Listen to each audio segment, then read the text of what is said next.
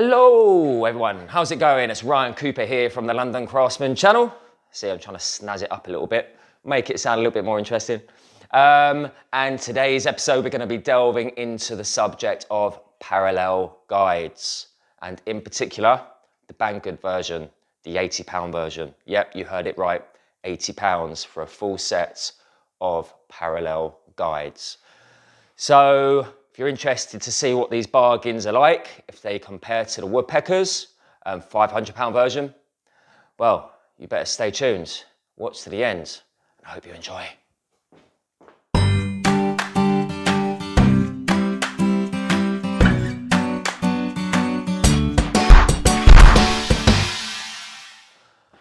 All right, so let's get stuck in. We're going to keep it relatively short and sweet and just go over a few of the main details. So, okay, firstly, what comes in the box? When you buy the box, you're going to get a box like this, and it's going to say Vico on the front. Vico seem like one of the best brands for woodworking gear on BANGGOOD, and I've got a few other woodworking squares, such as this one, and a few other bits and pieces. I've got the drawer handle template, I've got the T-squares, got lots of little bits and pieces, and their quality feels amazing. Right, I'm not overdoing it when I say they feel amazing, and I only have one Woodpecker product, which is the Super Fence for my Jessam router table here. That felt quality. So do these. I'm comparing it to the Woodpecker's fence that I have. But when you break it down, all of these things basically are made on a CNC machine, right? They're all aluminium, they're all milled to precision tolerances on a CNC machine. And they just feel quality, the lightness of it, everything about these products seem to be, to me, very, very good quality. I say, going off track, so this is the box that you get. And these are all the components here that you get with the parallel guides. You get 8 pieces of tracks in total, each being about 300mm long, to give you two 1200mm long arms. Perfect for any large rips. You know, you could be able to rip down anything off a full width sheet of 8x4. So you've got 8 of these, and what I've done here is joined a few bits and pieces just so we don't make the video boring and show you how to assemble. There are videos of how to assemble, but basically, let's break it down. You've got this part of the track, you've got a stopper, you've got this top weird looking section, and you've got the bar. This is what actually slides onto your actual track, which I'll show you later. So let me show you how they join, because I've just literally split them apart, and as you can see at the back, it just comes with these little tongues, or these little joining bars. I've got a little Allen key. You can see the circle part of this Allen key nut goes at the top, not at the bottom. And then you just slide it in like so. And obviously you're gonna have to do this on a flat table to make it nice and accurate. And you just nip up that Allen key head from the back. Simple, don't over tighten it. And there you have, you've got a 600 long arm. Remember, you can break these down if you're doing smaller rips. You just use a smaller section, 2 of the smaller ones if you're doing bigger rips. And you just split them apart, or you make them as long as you want, depending on what you're doing. Remember, the more you add, the heavier your track's gonna get, and the harder it's gonna be to pick up your track with the actual rail guides in place. So now we have 2 versions made up, as you can see. I'm not gonna join the other 2 sections, it's pointless. But I've just slid on these stoppers. As you can see, very easy. They literally just slide on like so, a little nut underneath. And just lock them into position. It's got a nice feel to the arm. It also does come with a little spanner to nip up this nut. So if you feel it's loose, or you feel like the stopper's have got a bit of wobble on it, just nip it up. But it does feel quality. It feels like when you move it and you push that stopper up against your work, it's not going to move, and it's going to be precision. Remember, this is the stopper. The rear stopper is the one that's going to be hitting up against your work. We don't necessarily need 2 stoppers on. You only need 2 on to calibrate. So we can have 1 off just to use it when we're using it every day. So let's just do that right now.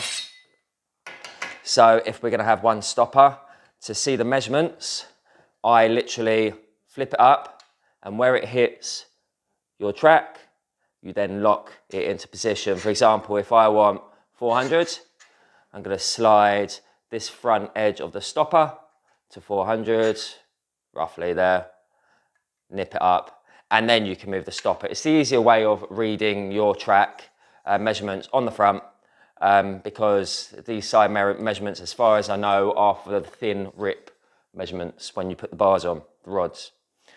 Okay, so that being said, these feel really quality. All the nuts and bolts, they look like for like.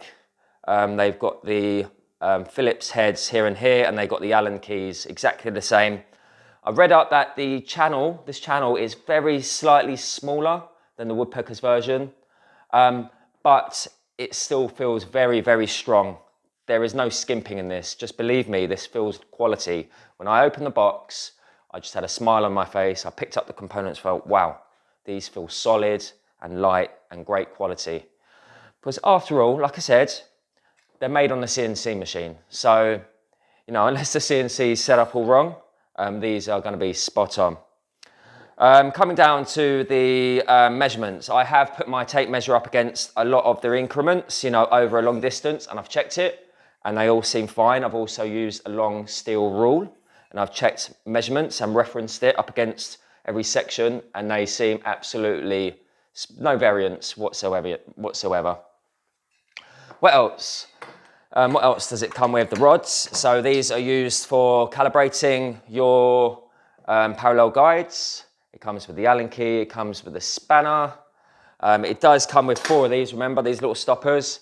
You only need 2 for using it every day, but use the 4 for calibrating. Again, it comes with all the joining blocks, rods, basically everything that a Woodpecker's parallel guide system would come with. So let's talk about the Woodpeckers. I've seen the photos, I haven't seen them in person, and I have sort of tried to match them like for like on photos and read up on reviews. But what I have seen is you can buy them in a sustainer, and they range anywhere from sort of like 480, I believe, pounds, up until about 560. And at the moment, you can't get hold of Woodpeckers, can you? They're tough to get hold of, especially in the UK. But when I compare the prices, when I actually say to myself, I only paid £82 for these delivered from China, near enough the other side of the world, and compare against a big company like Woodpeckers sending them out from the UK for £560. You know, at the end of the day, it is quite disgusting, really, the extra price. This is only my opinion, and I know these are copies. Woodpeckers have probably spent a bit of money investing in designing these, which you can't take that away. And I'm not saying buying these because they are copies is the right thing to do. It's a great thing to do because they're so cheap. Everyone likes to save money, and that is a fact. If you know these were exactly the same as Woodpeckers, exactly, like for like, every single detail, every single millimetre, and as accurate as Woodpeckers, one was 80 quid, pounds, and one was 500 and whatever, which one would you go for? You'd go for the £80, wouldn't you? The only thing that may sway you is the brand, because, you know, sometimes when you're buying designers, for example, clothes or anything like that, or a bag, handbag, as all the ladies like to buy all their handbags, designer seems to sway people. It's the name, isn't it? It's the brand. I want to have the Woodpeckers. Or I'm buying a nice car, I'm going to have a BMW or a Mercedes or a McLaren or a Ferrari. The brand generally talks us into spending the more money on the product, doesn't it? So I think these are absolutely fantastic. This is my opinion. The quality seems there. To be honest, it's quite overwhelming how good they are. You don't get the sustainer with the BANGGOOD version. And let me tell you why I think that's a good thing. Basically, when you're going to be using these, for me, to put this all together, it took me about an hour. Are you realistically going to break down every single component, including all of these sections at the top, this one and this one, take the stops off, split the two channels apart and take the whole entire joining bar off to put it back in your sustainer. Are you really? Are you really going to put that back in the sustainer and then use it the next day? If so, well, firstly, that's madness because you're just wasting so much time. But secondly, if you are putting it back, it just means you're not getting the use, are you? You're not getting the use that they deserve. You might use them once a month. In that case, are they really worth buying? I think if woodpeckers had a sustainer that you were able to hold half, like so, in a little container where you could just slide them in, take them out, or the BANGGOOD version did the same, where they had a nice box where they did the half version, or maybe not even that. You know, I could live with just splitting one apart right now because it's just an Allen key, like so. If I could just put that whole section away without breaking it all down, then I would be swayed into thinking the sustainer is a good idea. But like I said, the BANGGOOD version doesn't have a sustainer and I do not care. I will be keeping these out and they'll probably just be attached to my guide rail at all times, like so, clicked in and just resting up against the wall, or when I come to build my BANGGOOD wall, because that's what's going to be coming next year, they'll just be hanging nicely on the wall for me to pick up and go with my track square, which I haven't bought yet, but that's another story. Okay, so what are the advantages of these parallel guides? So basically, they're great for ripping down full-size sheets, aren't they? For breaking down a large sheet of material into smaller components. Remember, they're only as accurate as your first cut. So if you've got a factory edge, you bought a sheet of material and you're just ripping a rip off that sheet, it's only going to be as accurate as your first cut. So you may want to do a tiny little rip first to just trim that board up to make it nice and clean and tidy, then run your parallel guides off of those. And also, it's only as accurate as how you calibrate your parallel guides, which I'll be showing you in just a moment, so stay tuned for that. One other thing is these guides don't have any branding on them whatsoever. The woodpeckers have got woodpeckers branded and written all over them. These do not, but they still look lovely. The red is ever so slightly different. The etched writing is very clear and easy to write, and when they go across the joining bars, they're very accurate. They've got the calibration marks on these, and they also have marks on the side, which I believe is for the thin rips when you use these rods. So the rods go on and they can be slid underneath your parallel guide and hit up against your sheet material to give you the small rips, but they will be connected to these stoppers. Parallel guides are also great for repetitive cuts. If you had 50 sheets of material to cut up and all 300mm rips, then you just set this up to 300. You cut, you move it across, you cut, you move it across, and it's just repetitive. That stopper stays in the same place. And if so, you can also have two stoppers. You could put the second one back on. So if you've got a rip at 250, you can drop this here. Or if you've got a rip at 600, you could drop this here. You can flip it up when you don't need it, and then you can flip it down when you do need it. So that's another good perk of having this system here. You've got the two stoppers for two different measurements. Another pro or plus point of having the parallel guides is for people with small workshops. So basically, if you don't have space for a table saw, or you can't lift big sheets to run them through your machine, or you're running through your table saw, then you're basically bringing your saw to the workpiece, aren't you? So the parallel guide lets you do that. For example, if you need to rip a sheet in half to make it more manageable, you just set your stopper up at 600, cut your sheet down in half, making your work nice and easy and manageable for your small workshop. One thing is, when you're setting up and you're connecting your parallel guides to your actual track, the wider apart you put your parallel guides on your track, the more accurate it's going to be. For example, if you put them really close and you've got your stoppers here and here, there's going to be a bit of variation. They're going to have a little bit of movement, whereas if you spread them apart, the more accurate that parallel cut will be.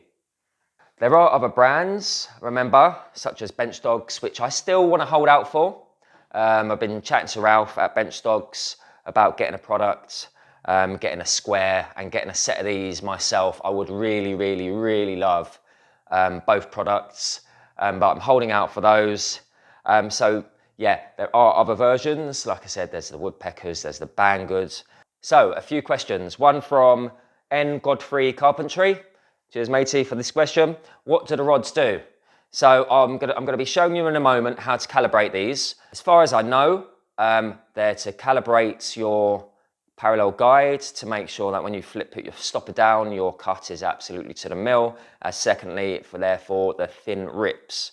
So the thin rip is that bar would go underneath your track and slide underneath and hit your stock, hit your material, and allow you to do thin rips. So two things, they're to calibrate and to give you thin rips.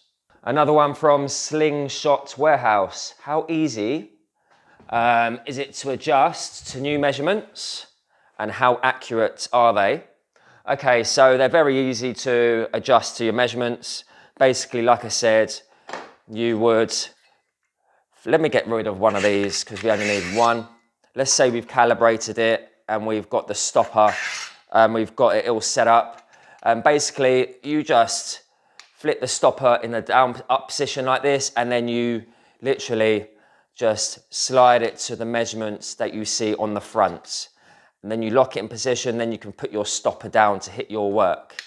So as long as you've calibrated it properly, and you checked it and you've done a cut and you tested it, it should be fine. These nuts are solid. They're very well made. You would be very impressed. The quality of the stoppers, they got nice rubber washers so they slide nice and stiffly. You can release or tighten these nuts up to make them tougher or less tough, but the tougher they are, the less wobble they're gonna have. They do not have any wobble at the moment, but it's all aluminium stuff here. No cheap materials whatsoever. Anything else? After 10 cuts, how accurate? Again, as long as you nip up all the nuts and bolts, everything's nice and tight and there's no play in any of your joints and you've calibrated it, then you can do a million cuts, I'm sure, and it will be absolutely fine. It's all down to your saw blades. If you change your saw blades or you're changing your splinter guard, if you're going to change your splinter guard or change a blade, then recalibrate. That's what I would suggest. How quick is it to compare to manually measuring and marking? A million times quicker, a million times more accurate. Just like your table saw, you set up your fence, don't you? You lock it into position, it's spot on, it's never gonna move, you just push your timber through. It's that accurate. You set up your parallel guide, you lock it into position, it's that accurate. Right, I think that's all the questions. I did leave this video too late, so I'm sorry if anyone else sent a question in and I haven't had time to go over it. So what I'm gonna do now is gonna get my two 600 pieces already joined, and I'm gonna connect them to my Makita 1.5 track and start to calibrate. So let's do it. Okay, so I'm about to calibrate the track. Like I said, I've got my two arms here. They've been pre-assembled and it's got the two stoppers on each one. I've got my two bars loose at the moment. I've attached the plastic end on one and I'm leaving the other metal bar, the metal nut, loose on the other. So it comes with these two little metal stoppers, two plastic ends and two bars. And I'm gonna just show you right now a close-up of how to slide this bar in. Okay, as you can see, the stoppers are slid on like so, okay? So for reference, if you held it like this, it's on the right-hand side and they flip down like so. So on the top of your parallel guide, you've got two tiny little triangles, don't know if you could see. One is there, just under the 290 mark, 295, and one is at about 370. Okay, so the first one, I'm going to release my parallel guide, flip this back up, and have the top of this stopper hit my first calibration mark at the top, just about 295. Then I'm going to move the second one, flip it down again so I can see the stopper hit the mark. That's going to go to the right, the triangle on the about is roughly 370. So now you've done this, the next thing to do is connect this part to your track, get that nice and tight, and then we're just going to release these two screws because ultimately It's the movement of this track, this channel, and this component that allows you to calibrate. So like I said, now we've got these set up to the triangles. All we're going to do is connect this section to the track, release these 2 screws just so we've got a bit of play, and then we'll calibrate it from there. Okay, I hope you can see this well. So we're going to go and slide these arms on now, like so.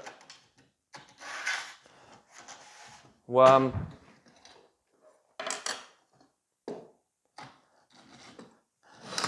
2. Let's put them close together, just for now, just so you can. Bollocks, have I lost that nut?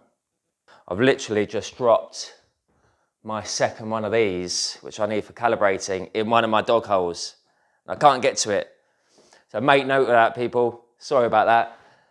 But anyway, we need to crack on and just try and calibrate just for the video, at least show you what to do with one of these nuts. Okay? Damn it. So now we've got these slid on.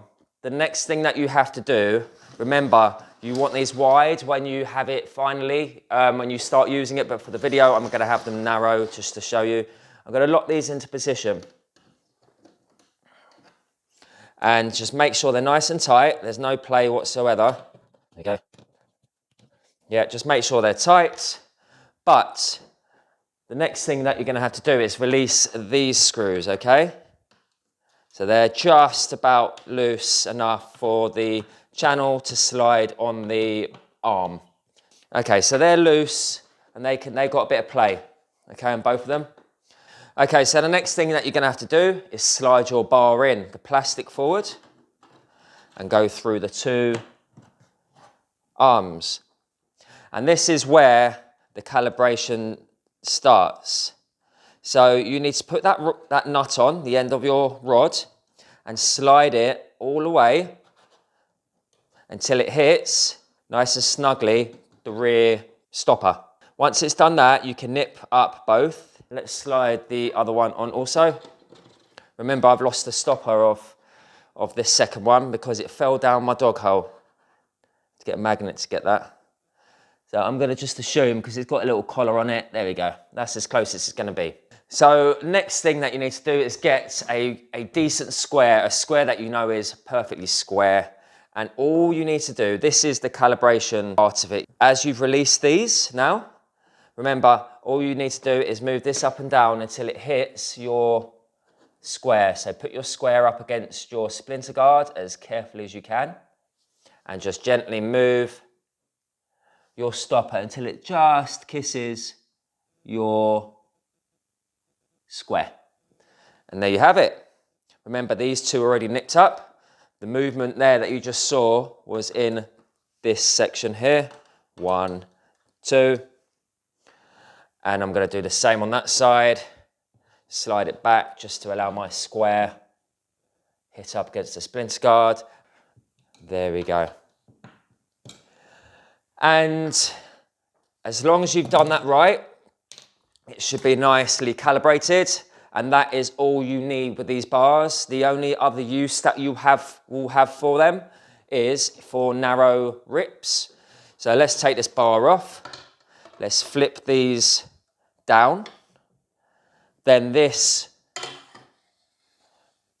bar will then go underneath and act as your stopper for your thin rips. And I believe that's what this bar is for. But I'm not going to go into that. The only thing that you need to know is that measurements on the side of these channels are the measurements for your thin rips and your stopper to hit up against these measurements here. So that is how you calibrate, I believe. And remember to check and do a reference cut and check it, make sure you're happy. If not, all you then need to do, for example, if it was 1/2 mil out, you could just look at where this part of the parallel guide hits up against your channel, and you just move it ever so slightly in relation to your mils, marks, and move it and lock it back down into position again. Do one more cut and test it. That's what I did, because I was 1/2 mil out when we just calibrated it, and we got it spot on. But apart from that, guys, I really hope that you found this interesting. There's not many videos on the Banggood versions. If you want my summarization and you think you want to know what my opinion is on this, I'd say buy it without even thinking. It came within about a week, maybe a little bit longer. It was packaged lovely. I was absolutely over the moon with it. You will not be disappointed. For £80, what other tool can you buy for £80 that is made of machined, milled, CNC machined aluminium? Even one of these squares from Woodpeckers, how much would that be from Woodpeckers? This is Vico. That would be 120 quid. You buy that for the price of a whole parallel guide system. So, yeah, I'm going to leave it at that because I need to go and take the kids out. I've spent far too long on this video. And one more thing, guys, please, please, please, please, please, please, please subscribe. I really, really applaud. I really, really beg you to subscribe because it means the world to me. I've got an Instagram channel as well. Give us a follow there. I do have right now, as far as I know, I've started the memberships off on my YouTube channel. So you can be an apprentice, you could be a maker, or you could be a master, depending on what one you want to see. There's uncut footage that you can see if you want to be a maker, and there's other bits and pieces if you want to be the next step up on the membership levels. Like a workshop tour and a spray booth tuition on how to spray. So if you want to come and see me personally and possibly be in a video, snap up a membership on YouTube. It's a bit new to me right now. But other than that, guys, I'm going to love you and leave you. Take it easy. Have a good rest of the day. Ciao for now.